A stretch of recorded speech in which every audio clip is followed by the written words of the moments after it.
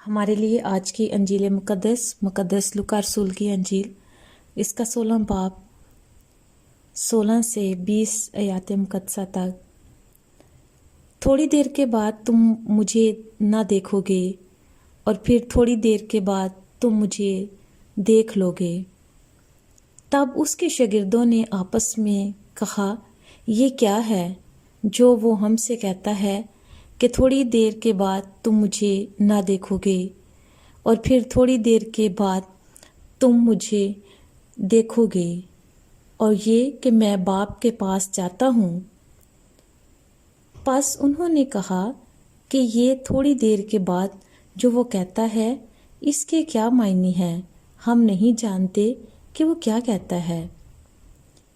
یسوع کو یہ معلوم تھا کہ وہ مجھ سے سوال کرنا چاہتے ہیں، اور اس نے ان سے کہا کہ کیا تم آپس میں میری اس بات کی بابت پوچھتے ہو کہ تھوڑی دیر کے بعد تم مجھے نہ دیکھو گے، اور پھر تھوڑی دیر کے بعد تم مجھے دیکھ لو گے؟ میں تم سے سچ سچ کہتا ہوں کہ تم رو گے اور نالہ کرو گے، مگر دنیا خوش ہوگی۔ تم غمگین تو ہوگے، مگر تمہارا غم ہی خوشی میں تبدیل ہو جائے گا۔ انجیل مقدس کے پڑھے اور سنے جانے پر خداوند کی برکت ہو۔ خداوند کا شکر ہو۔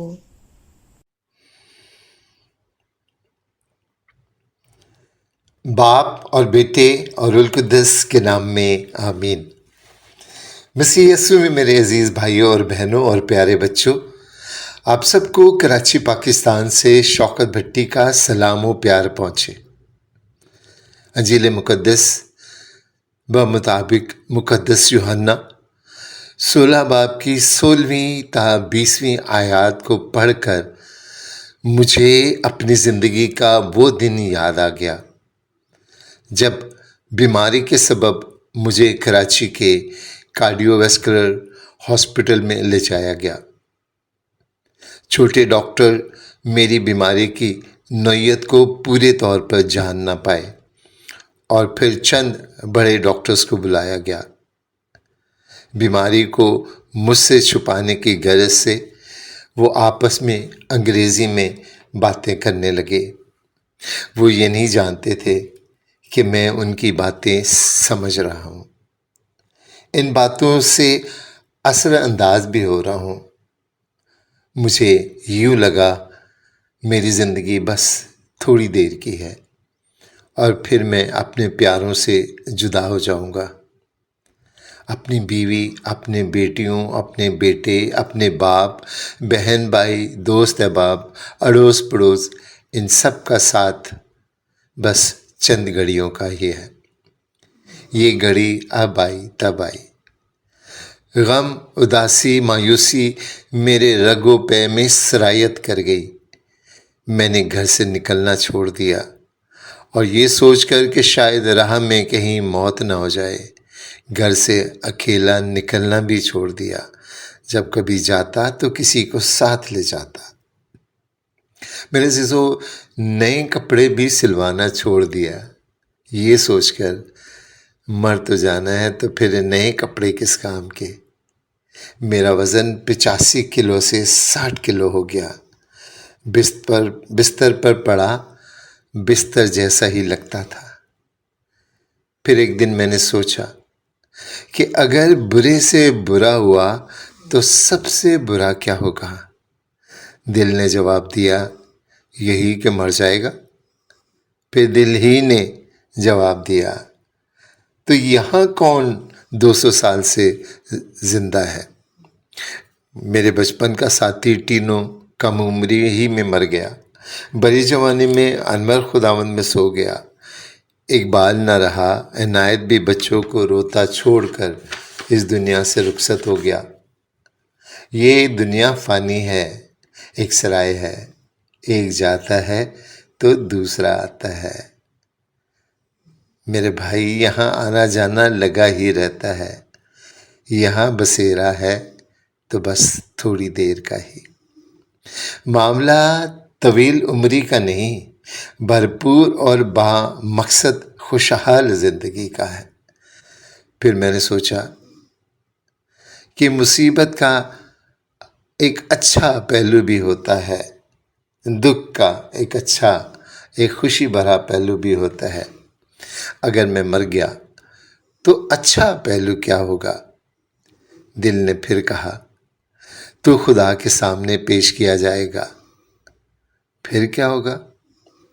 دل نے پھر کہا خدا تیرا انصاف کرے گا، یا تو تجھے اپنے پاس رکھ لے گا یا پھر دوزخ کی جلتی آگ میں ڈال دے گا۔ دل نے کہا تیرے اعمال تو ایسے نہیں کہ اپنے پاس رکھے، تو یقیناً آگ میں ہی ڈالا جائے گا۔ دل نے پھر کہا اس سارے معاملے میں سب سے اچھا لمحہ کون سا ہوگا؟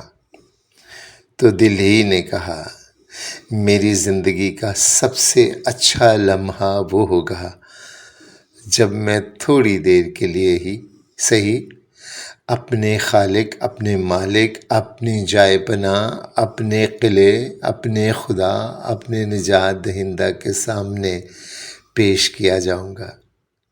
وہ لمحہ میری زندگی کا سب سے اہم لمحہ ہوگا، بے شک وہ تھوڑی دیر کے لیے ہی صحیح، لیکن اس تھوڑی دیر کے لیے میں اپنی ہزاروں زندگیاں قربان کر سکتا ہوں کہ اس کے سامنے تو ہوں گا، اسے اپنی آنکھوں سے دیکھوں گا، اس کی آواز اپنے کانوں سے سنوں گا۔ پھر چاہے دوزخ میں جاؤں یا اس کے بنائے ہوئے مکانوں میں، مجھے کچھ فرق نہیں پڑے گا۔ میری زندگی کا سب سے خوبصورت اور قیمتی لمحہ وہی ہوگا جب میں اپنے خدا کو روبرو دیکھوں گا، اور یہ سوچ کر ہی لبوں پر ایک بے ساختہ نغمہ بے ساختگی سے مچل گیا، پنکھ ہوتے تو اڑ آتی رے رسیا او بالما، تجھے دل کا داغ دکھلاتی رے۔ اور یہ گانا بار بار میرے ہونٹوں پر مچلتا رہا۔ بس اسی سوچ سے، اسی خیال سے، اسی امید سے دل خوشی سے بھر گیا۔ بیماری کا خوف دل سے جاتا رہا، غم راحت میں بدل گیا، اور پھر سے جینا شروع کر دیا۔ وہ بیماری اب بھی اپنی جگہ پر قائم ہے، پر اب ڈر نہیں، غم نہیں، بلکہ سرشاری ہے، روح کی معموری ہے اور خوشی ہے۔ میرے عزیزو، آج کی تلاوت میں بھی کچھ اس سے ملتے جلتے ہی حالات ہیں۔ خدا یسوع المسیح اپنی زندگی کے آخری لمحات میں اپنے شاگردوں سے کہہ رہے ہیں کہ تھوڑی دیر کے بعد تم مجھے نہ دیکھو گے، اور پھر تھوڑی دیر کے بعد تم مجھے دیکھ لو گے۔ خدا یسوع المسیح روح سے معمور ہے اور اپنے اس مختصر سے بیان میں اپنے ماضی، حال اور مستقبل کو بیان کر رہے ہیں۔ اس مختصر سے اقتباس میں ان چند آیات میں تھوڑی دیر کا لفظ 7 مرتبہ دہرایا گیا ہے۔ خدا یسوع المسیح نے اس بیان سے شاگردوں کو وقت کی حدود سے آگے لے گیا اور اس کی محدودیت سے لامحدودیت تک لے گیا۔ ابھی تھوڑی دیر کہنے سے اس نے بتایا کہ تم مجھے مزید نہ دیکھو گے۔ یوحنا 14 باب 19ویں آیت میں بھی خدا یسوع المسیح نے اپنی موت کے متعلق بتاتے ہوئے کہا تھا، ابھی تھوڑی دیر باقی ہے کہ دنیا پھر مجھے نہ دیکھے گی، لیکن تم مجھے دیکھتے رہو گے، کیونکہ میں زندہ ہوں اور تم بھی زندہ رہو گے۔ اس پیشن گوئی میں خدا یسوع مسیح نے اپنے مرنے کی پیشن گوئی کی، اپنے دکھوں کی پیشن گوئی کی، اپنی صلیبی موت اور اذیت کی پیشن گوئی کی۔ جو شاگردوں کے لیے بھی ایک اندھوناک اور دل کو چیر دینے والی خبر تھی، لیکن وہ اس بات کو سمجھ ہی نہ پائے۔ اس پہیلی میں خداوند یسوع مسیح نے اپنے جی اٹھنے اور آسمان پر جانے، روح القدس کو بھیجنے اور اپنی آمد ثانی کی پیشن گوئی بھی کی، مگر شاگرد اس بات کو سمجھ ہی نہ پائے۔ خداوند یسوع مسیح جانتا تھا کہ روح القدس ان کی نہ صرف رہنمائی کرے گا بلکہ ان کے دل خوشی سے بھر دے گا، ان کے غم کو خوشی میں بدل دے گا۔ روح القدس کی مدد سے ہی وہ خدا کو دیکھیں گے اور سمجھیں گے، یوں ان کا غم خوشی میں بدل جائے گا۔ میرے عزیزو، جب کبھی آپ کی زندگی میں آپ کا سامنا بیماری سے ہو، دکھ تکلیف سے ہو، رنج و الم سے ہو یا موت سے ہو، آندھی طوفان اور منہ زور لہریں، شور مچاتے طوفان آئے، یاد رکھیں ایسے میں خدا آپ کو اپنے بازوؤں میں چھپا لیتا اور اپنے کندھوں پر اٹھا لیتا ہے اور انہی طوفانوں کو برکت میں بدل دیتا ہے۔ یہی وجہ ہے کہ شاگرد ہنسی خوشی صلیب پر جان دی انہوں نے، اور پولس رسول نے اپنی گردن تلوار سے کٹوانے کے لیے پتھر پر خوشی سے رکھ دی۔ ہر شاگرد نے ہر دکھ، ہر مصیبت کو خندہ پیشانی اور ہنسی خوشی برداشت کیا، کیونکہ وہ جانتے تھے کہ ایک دن وہ خدا کو روبرو دیکھیں گے۔ میرے عزیزو، تبھی ہم بھی، جب ہم خدا پر بھروسہ رکھتے ہیں اور یہ یقین ہے کہ ہماری آنکھ سے بہا ہر آنسو خدا پونچھ دے گا، آہوں کو کلکاریوں اور کہکہوں میں بدل دے گا، تب ہم بھی پولس رسول کی مانند یہ کہہ سکتے ہیں کہ جب میں کمزور ہوتا ہوں تبھی تو زوراور ہوتا ہوں۔